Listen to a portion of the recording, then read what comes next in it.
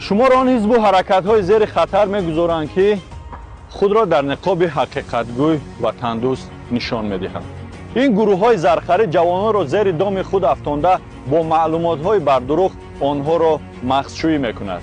ҷавонони муҳтарам, ба маълумот шумо мерасонам ки имрӯзҳо зиёда дар 50 давлати рӯи дунё ҷанг рафта истодааст.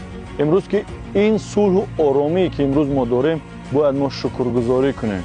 аз ҳамаи шумо эҳтиромона хоҳиш менамоям ки пеш аз оне ки ба ҳизбу ҳаракатҳои гуногун шомил мешавед, илтимос мекунам фикри падару модар, зану фарзанд, фикри ватани маҳбуби худатонро кунед. мо бародарони шумо ҳар яки шуморо дар ватани азизамон интизорем. ин ватан бо шумо зебо аст. ҳамаи ҳаминро хуб андеша карда ба худатон суол гузоред.